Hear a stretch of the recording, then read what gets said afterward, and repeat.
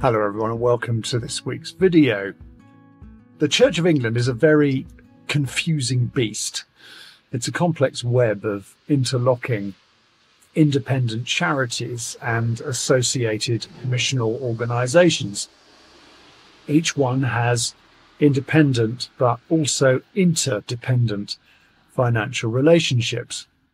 I'm filming this in Switzerland at the Intercontinental Church Society annual conference. We've had a foot of snow in the last 12 hours. I'm the chair of trustees, a role I've enjoyed, but from which I'm stepping down this year to give more time to other responsibilities. You'd probably be quite upset if your parish contribution was paying for this. Fortunately, although this charity has indirect links with the Church of England, it's their own funds that enable me to be here. We are relational beings, and it's understandable that the most energy is devoted to those closest to us. In church life, that inevitably means parish comes first, benefice second, deanery third, diocese fourth, and the national church, if it enters consciousness at all, consumes little energy. We're part of all of these things, but the distancing means it's easy to caricature and other different parts of the organisation. We make judgments about what they get up to without necessarily having all the facts. It's a persistent myth, for example, that parish contribution funds central activities in the diocesan office alone.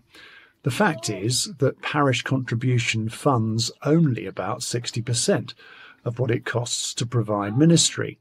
Virtually no parishes fully fund what it costs to provide a vicar. Being part of a larger diocesan family means ministry can be provided everywhere because of diocesan investments.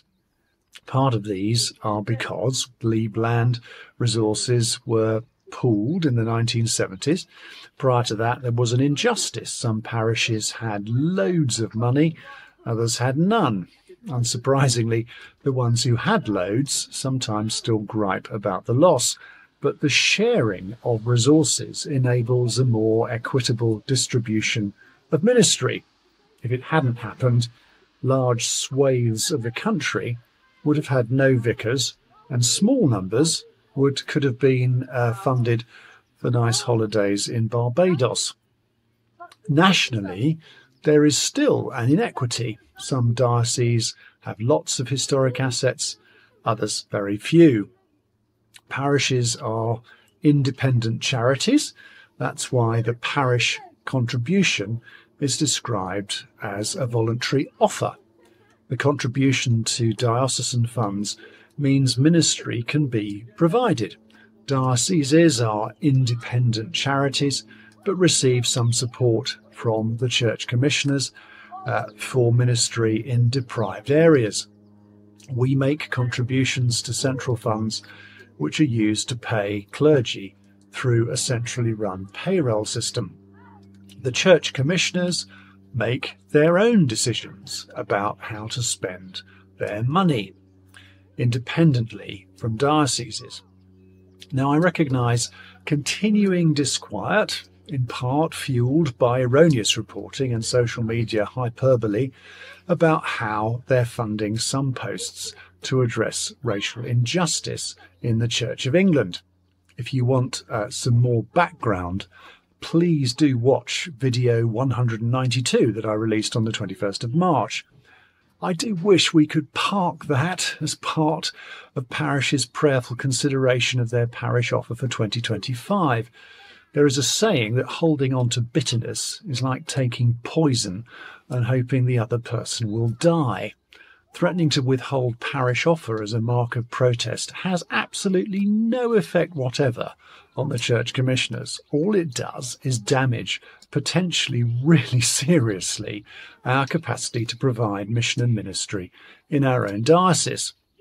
Now, I believe there is a case for a serious redistribution of financial assets within the wider church ecosystem, and I shall be bringing a motion to that effect to Diocesan Synod later this month.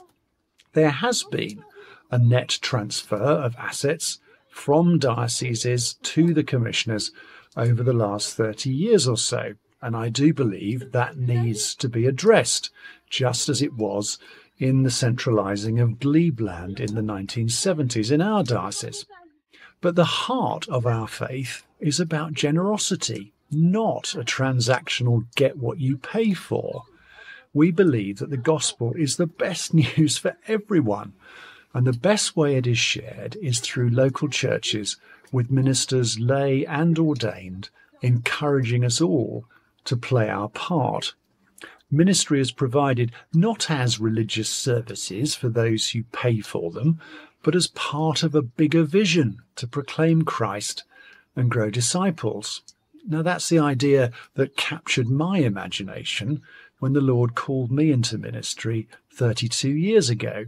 It's the vision I have for little ordinary churches in our diocese, communities of love who demonstrate that love to the communities we serve, commending the way of Jesus in the face of the intellectual, moral and spiritual bankruptcy of modern secularism.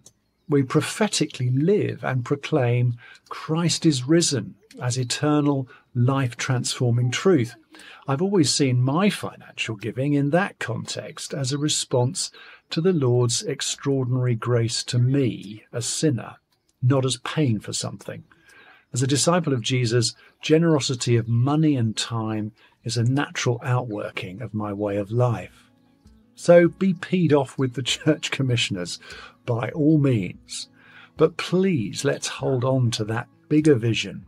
God is a generous God and calls us to be generous, modelled on his generosity. That generosity helps equip the church to become more like Christ, that we may make him more clearly known.